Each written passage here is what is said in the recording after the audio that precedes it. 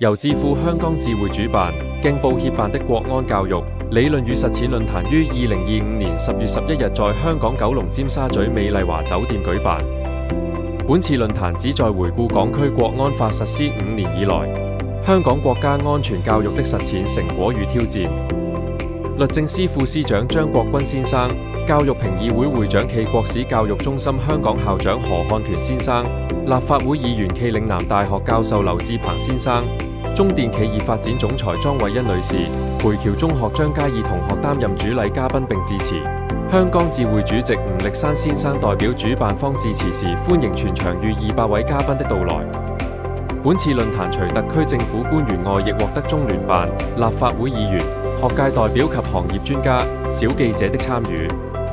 社會各界人士圍繞國家安全教育的主題展開深入討論，分享經驗，互動環節，現場氣氛熱烈。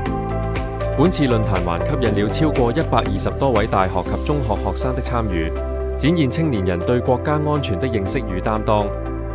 今後，香港智匯將繼續大力推廣國安教育，助力香港國安教育工作持續、深入、穩定開展。